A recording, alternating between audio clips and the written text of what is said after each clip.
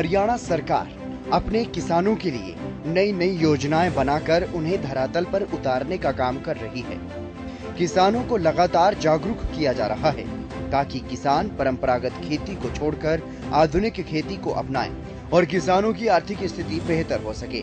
ऐसे अनेकों किसान हैं जो सरकार की योजनाओं का लाभ उठा रहे हैं।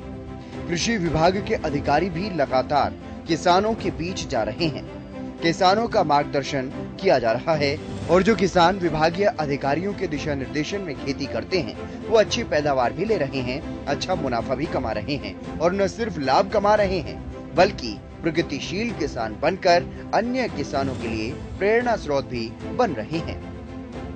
ऐसे ही किसान हैं गुलाब सिंह और जीतन राम डागर। एक तरफ बेहतर फसल के लिए जहां किसान यूरिया और डीएपी समेत न जाने कितने पेस्टिसाइड्स और कीटनाशकों का इस्तेमाल करते हैं, तो वहीं किसान गुलाब सिंह और जीतन राम डागर जैसे कुछ जागरूक किसान ऐसे भी हैं जो इस परंपरा से इतर आधुनिक खेती कर रहे हैं। बिना किसी कीटनाशक और पेस्टिसाइड के जैविक खाद से प्राकृतिक खेती कर रहे हैं। फरीदाबाद के गांव जाजरू के रहने वाले प्रगतिशील किसान गुलाब सिंह पिछले 2 सालों से जैविक खेती कर रहे हैं। इससे न सिर्फ जमीन की उपजाऊ क्षमता बढ़ती है बल्कि पेस्टिसाइड और कीटनाशकों के माध्यम से उगी फसल से जो बीमारियां फैलती हैं उनसे भी बचाव होता है और जैविक खाद से उगाई गई फसलों की डिमांड भी ज्यादा रहती है। इसलिए किसान गुलाब सिंह का काफी फायदा हो रहा है। उन्होंने बताया कि वो सरकारी योजनाओं का लाभ भी ले पा रहे हैं और इसके अलावा विभागीय अधिकारियों की मदद से नई नई तकनीक का इस्तेमाल कर खेती से अच्छी पैदावार ले पा रहे हैं। इस बार उन्होंने अपने खेतों में जैविक खेती के चलते बाजरा, ज्वार और कपास की फसल उगाई है जिसकी अच्छी पैदावार खेतों में नजर आ रही है। सर क्या नाम आपका? गुलाब सिंह। गुलाब सिंह जी, कौन सा गांव है? जाजरू। जाजरू है। किस चीज की खेती करते हो आप? हम कॉटन की करते हैं, बाजरे की है, ज्वार है।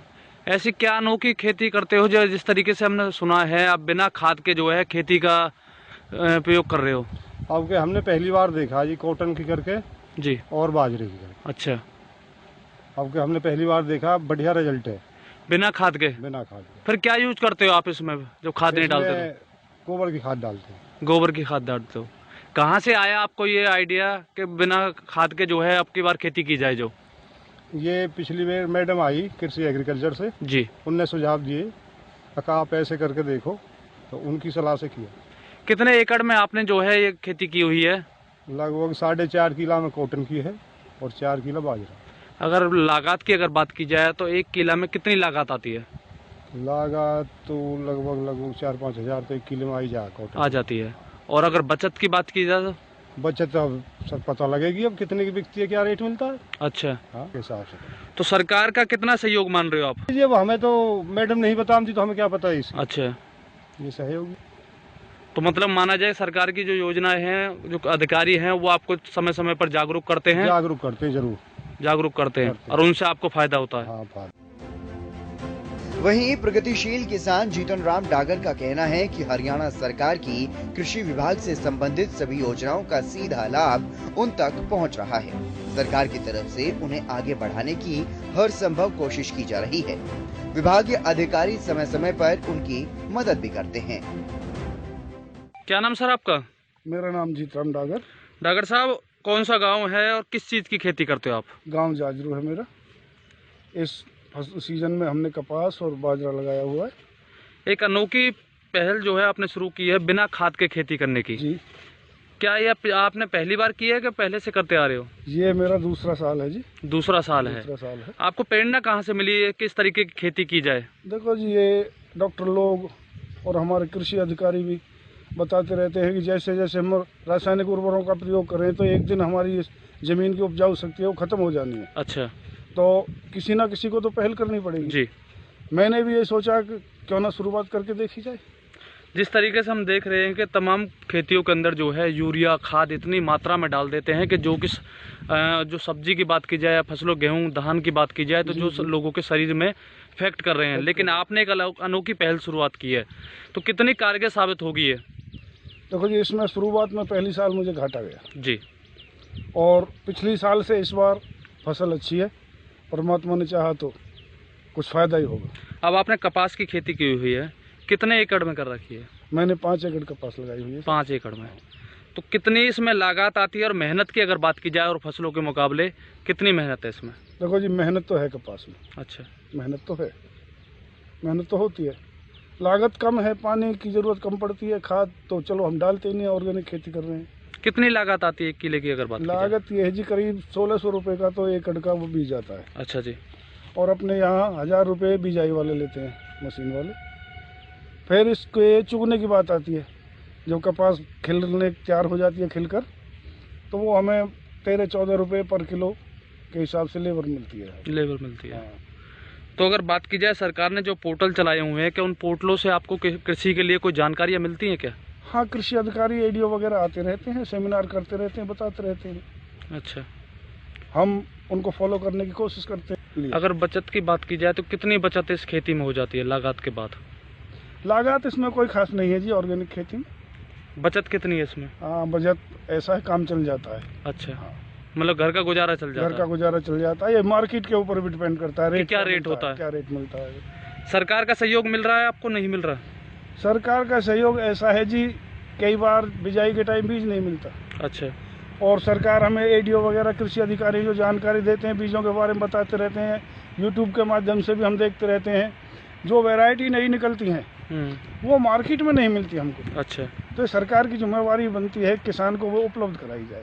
मतलब ये सरकार से बड़ा विनम्र निवेदन है मेरा। जैविक खेती की इस पहल का असर अन्य किसानों पर भी हो रहा है। अब अन्य किसान इन किसानों से प्रभावित होकर खुद भी जैविक खेती को अपना रहे हैं। यहाँ तक कि महिला किसान भी जैविक खेती के महत्व को समझ रही हैं और खेतों में गोबर की खाद के इस्तेमाल को ही प्राथमिकता दे रही हैं। कौन सा गांव है? जाजरू। जाजरू। आपने किस चीज की खेती की हुई है? हमने बाजरा, ज्वार और बन की। हाँ। हम देख रहे हैं कि आपने जो है यूरिया खाद को छोड़कर जो है एक जो गोबर है उसकी खाद बनाकर जो है उसका इस्तेमाल कर रहे हो। हाँ। कितना फायदा कृषि को हो रहा है इससे?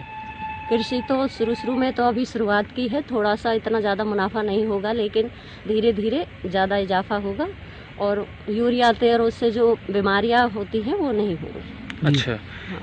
तो अगर बात की जाए खेती की, तो इससे कितना लागत आती है इसमें, और मुनाफे की अगर बात की जाए तो कितना मुनाफा इस खेती से आप लोगों को हो जाता है?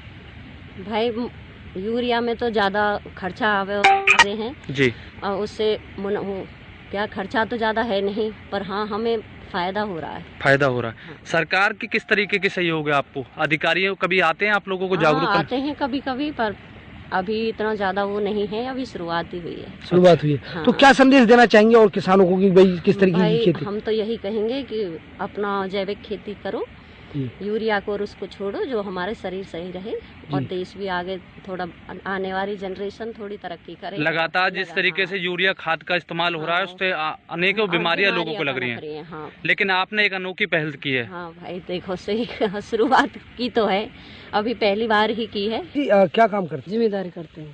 जिम्मेदारी करते हैं। कौन कौन सी फसल बोई है आपने अब की बार? बन बोयो, ज्वार बोई, बाजरा। तो किस तरीके से बोते हैं? क्या कोई केमिकल का यूज करते हैं या जैविक खेती करते हैं आप? खाली बड्ढा को खाद गेलते हैं, वाकर नहीं दे रहे हैं। यूरिया वगैरह का यूज नहीं करते आप? नहीं करते। यूरिया वगैरह नहीं करते। तो यानी कि जैविक यानी खाद का इस्तेमाल करते हैं, जो बड्ढा जो गोबर होता है। यहाँ में हमें थोड़ी सी फायदा से दिखे। फायदा दिखा? किस तरीके से फायदा आपको लगा इस खेती में? ये ऐसा दिखा है कि मतलब वो वहाँ गेरे उससे बीमारी बहुत फैलती है जी। अब बड्ढा के गेरते हैं तो उसमें बीमारी नहीं रहती है। बीमारी नहीं रहती। तो अब की बार फसल कैसी हुई है? अब की बढ़िया हुई है। तो कब से शुरुआत करी आपने? अभी साल तक करी।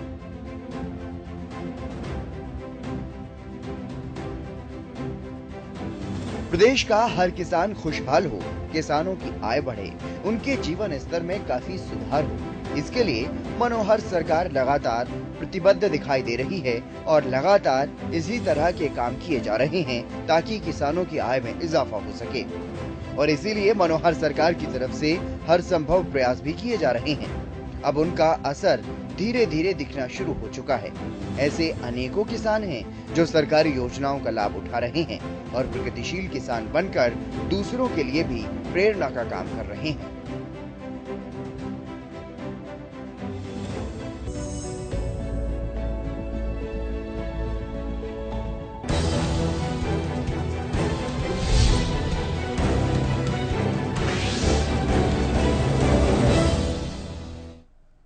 चलिए अब रुक कर लेते हैं इस वक्त की बड़ी और अहम खबर की। तो राष्ट्रीय